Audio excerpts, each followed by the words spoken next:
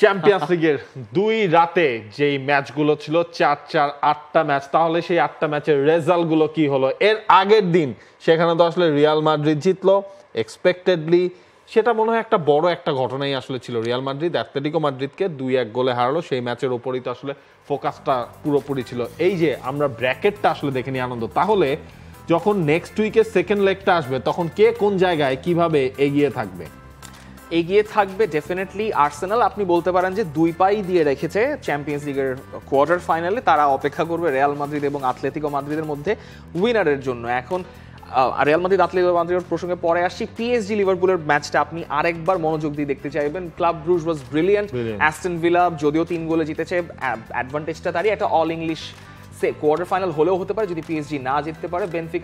Benfica Barcelona ম্যাচটাও মানে এখনো অনেক কিছু আসলে বাকি আছে ওই সেট থেকে। ইনফ্যাক্ট ডর্টমুন্ড লিলের ক্ষেত্রেও তো আপনার তাই, মানে এইখানে কোয়ার্টার ফাইনালে কোন দুটো দল যায়। অন্যদিকে যেটা আমরা বলছিলাম যে বায়ার্ন মিউনিখ লেভারকুজেন এবং ফেইনুর্ড ইন্টার মিলান, 2 দলের ফার্স্ট লেগে বায়ার্নও জিতেছে, ইন্টার মিলানও জিতেছে। এখন আসলে বাকি কাজটা সেকেন্ড লেগটায়, ফিরতি লেগটায় কি হয়। একটু মঙ্গলবারের ম্যাচের blockbuster match Real Madrid Atletico মাদ্রিদের ম্যাচ নিয়ে কথা না বললেই নয়। কথা হচ্ছে যে রিয়াল মাদ্রিদ গতকালকে যে পারফরমেন্স করেছে সেটা ডেফিনেটলি আতলেতিকো মাদ্রিদকে ওভারট্রাম্প করার জন্য ওয়াজ এনাফ। কিন্তু আতলেতিকো মাদ্রিদ ওই ব্যাপারটা বলে রাখা ভালো যে আতলেতিকো মাদ্রিদ ভালো রকম গোলের শট নিতে পারেনি, সেটা রিয়াল মাদ্রিদের ডিফেন্স এবং মিডফিল্ড এবং ডেফিনেটলি ফেদে ভালভার্দের কারণে।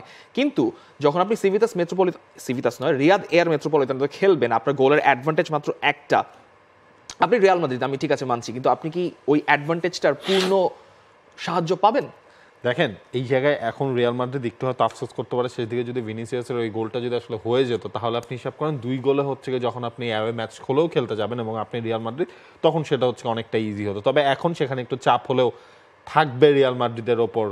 যতই তারা আতলেতিকো মাদ্রিদকে চ্যাম্পিয়ন্স লিগে সবসময় হারিয়ে আসছে, চ্যাম্পিয়ন্স লিগে বিদায় করে দিয়ে আসছে, তারপরও হচ্ছে আমার মনে হয় 1 গোলে থাকাটা রিয়ালের জন্য একটু হলেও আসলে মানে নির্ভর থাকার সুযোগ নেই। তবে একটা জায়গায় আপনি ছিলেন, জুড বেলিংহাম আপনার এটা রিয়াল মাদ্রিদের জন্য সবচেয়ে বড় প্লাস পয়েন্ট, সেটা হচ্ছে কি আপনার একটা প্লাস পয়েন্ট। ভালভার্দে হয়তো আরো ফিট হয়ে যাবে নেক্সট ম্যাচটার আগে, কারণ উনি তো এই ম্যাচের আগেও কিন্তু ফুল ফিট বা ফুল ফেজে আসলে রেডি ছিলেন না, তারপরও তিনি নেমেছেন।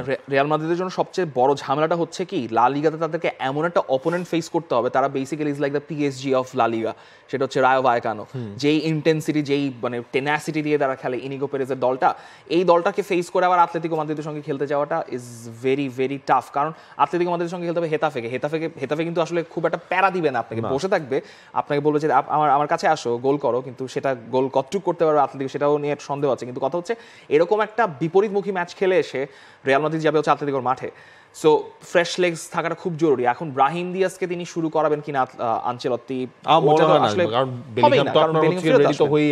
বেলিংহাম ফেরত আসাটা আসলে একটা ভালো ব্যাপার, কারণ বেলিংহাম প্রপার একটা রেস্ট পাচ্ছেন। লা লিগায় 2টা ম্যাচ, চ্যাম্পিয়ন্স লিগে 1টা ম্যাচ, বেলিংহাম ওই জায়গাটা ফিল ইন করে আসলে এমবাপে, ভিনিসিয়াস এবং রদ্রিগোকে ওই আলাদা স্বাধীনতাটা দেবেন। তবে আতলেতিকোর পক্ষে পসিবল যে একটা মানে স্টিল নাও পসিবল যে একটা ঘটনা ঘটায় দেওয়ার, সেটা হতে পারে, বলা যায় না। আমি জানি না, বাকিটা আসলে আপনাদের সপ্তাহেই মানে সেই জিনিসগুলো নিয়ে আমরা আরো ক্লোজলি হয়তো আলোচনা করার সুযোগ পাবো।